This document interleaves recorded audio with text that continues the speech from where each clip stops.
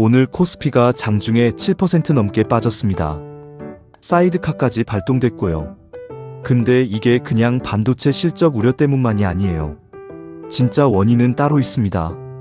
오늘 이 영상에서는 최근 코스피, 코스닥이 왜 이렇게 미친 듯이 흔들리는지, 그리고 오늘 정부가 내놓은 긴급 대책이 뭔지, 이게 진짜 효과가 있을지까지 싹 정리해 드릴게요.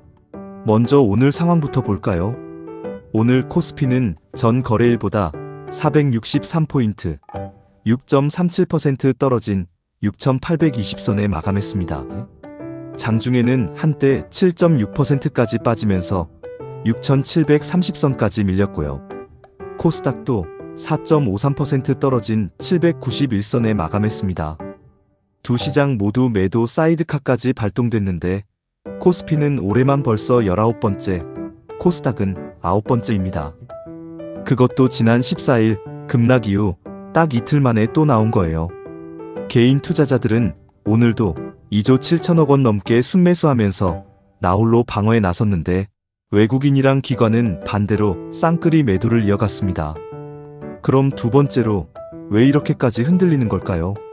전문가들이 공통적으로 지목하는 원인이 있습니다. 바로 단일 종목 레버리지 ETF예요. 지난 5월 말 삼성전자, SK하이닉스 같은 개별 종목을 기초자산으로 하는 레버리지 인버스 상품 14종이 상장됐는데 이후로 코스피 하루 변동률이 이전보다 훨씬 커졌습니다. 상장 전에는 하루 평균 2.15% 정도 움직였는데 상장 이후에는 3.49%로 뛰었어요. 변동성 지수인 V코스피도 보통 50 넘으면 패닉 수준으로 보는데 최근에는 84까지 치솟았습니다.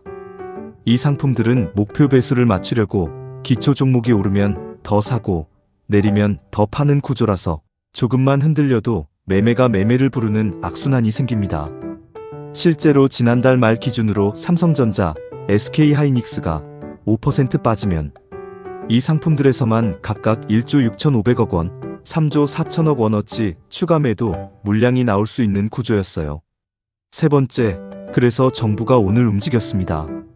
구윤철 경제부총리가 한국은행, 금융위원회, 금융감독원이랑 같이 시장 상황 점검 회의를 열었고요. 몇 가지 대책을 내놨어요. 첫째, 시장이 안정될 때까지 단일 종목 레버리지 상품의 신규 출시를 잠정 중단합니다. 둘째, 관련 광고를 전면 금지해요. 셋째, 기본 예탁금을 지금 1,000만 원에서 3,000만 원으로 올리고 이걸 전액 현금으로만 내도록 했습니다. 여기에 매매 단위도 확대하고 유동성 공급자들의 가격 괴리율 관리 기준도 강화하기로 했어요. 사실 미래에셋증권 같은 일부 증권사는 이미 지난달부터 자체적으로 증거금리를 40%로 일괄 인상한 상태였는데 정부까지 나서서 공식 대책을 내놓은 겁니다. 근데 네 번째로 짚어야 할 게 이 대책이 진짜 효과가 있을까 하는 부분이에요. 전문가들 반응이 엇갈립니다. 예탁금을 올리면 소액 투자자 진입은 확실히 줄어들 텐데 이미 시장에 들어와 있는 레버리지 상품 규모 자체를 줄이는 효과는 제한적이라는 지적이 많아요. 한 운용사 관계자는 시장 변동성이 결국 레버리지 상품 규모에 비례하는데 이번 대책이 그 규모를 얼마나 줄이느냐에 효과가 달렸다고 말했습니다.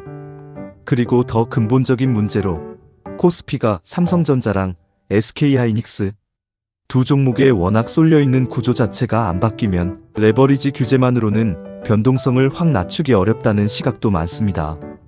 실제로 위탁 매매 미수금도 지난 6월 기준 1조 5,600억 원까지 늘면서 직전 1년 평균보다 60% 넘게 증가한 상태고요.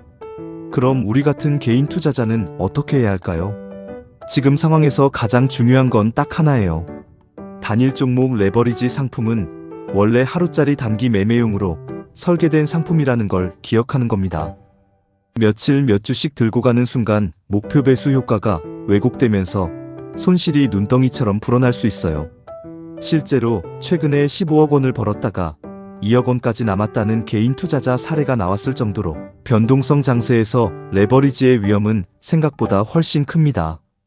지금처럼 변동성이 클 때는 레버리지나 미수 거래는 최대한 피하고 오히려 이럴 때일수록 분할 매수나 우량주, 자산 배분 위주로 리스크를 낮추는 게 정석입니다. 정리하면 오늘 코스피, 코스닥이 크게 흔들린 배경에는 단일 종목 레버리지 ETF가 있었고 정부가 예탁금 상향과 신규 출시 중단 같은 긴급 대책을 내놨지만 근본적인 해결까지는 시간을 두고 지켜봐야 한다는 거예요. 여러분은 요즘 레버리지나 인버스 상품 투자하고 계신가요? 아니면 이번 변동성장에서 어떻게 대응하고 계신가요? 댓글로 한번 알려주세요.